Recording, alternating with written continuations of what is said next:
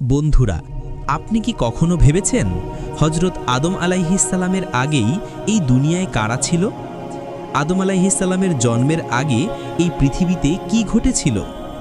আজ আমরা জানব সেই রহস্যময় গল্প যা আল্লাহর সৃষ্টির শুরু থেকে শুরু হয়েছে।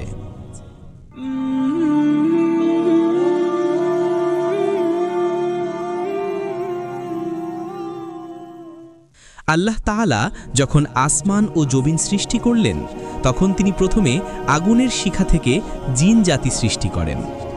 জিনরা ছিল শক্তিশালী, বুদ্ধিমান কিন্তু অহংকারী। সময়ের সাথে তারা পৃথিবীতে দাপট দেখাতে শুরু করল। যুদ্ধ, অন্যায়, রক্তপাত আর ফ্যাসাদে ভরে গেল এই পৃথিবী।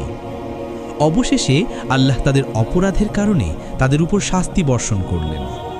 ফেরেশতারা এসে তাদের দমন করল আর জিনদের একাংশকে ধ্বংস করে দিল।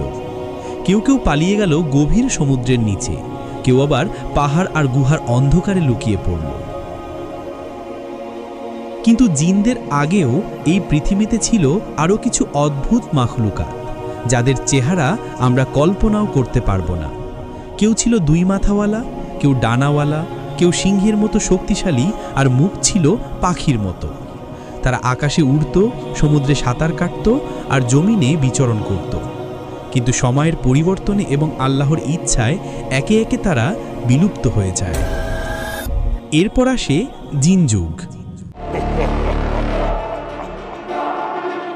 হাজার বছর ধরে তারা এই পৃথিবীর রাজত্ব চালায়, কিন্তু ধীরে ধীরে তারা ফ্যাসাদে জড়িয়ে পড়ে। হত্যা, অন্যায় আর বিদ্রোহে ডুবে যায় পুরো পৃথিবী।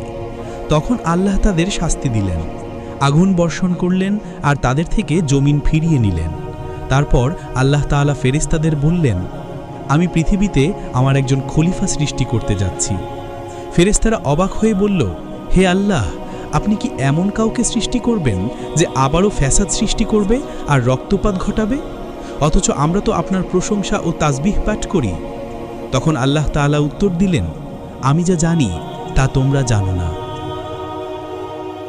এইভাবেই আল্লাহ নিজের হাতে সৃষ্টি করলেন হযরত আদম আলাইহিসসালামকে। তিনি তার মধ্যে রূহ ফুঁকে দিলেন আর তাকে দিলেন জ্ঞান, বুদ্ধি এবং নেতৃত্বের ক্ষমতা।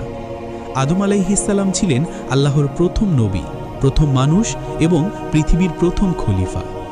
আল্লাহ তাআলা জানতেন মানুষ ভুল করবে, পাপ করবে, কিন্তু তারা আবার তওবাও করবে, ইবাদত করবে আর আল্লাহর নাম উজ্জ্বল করবে।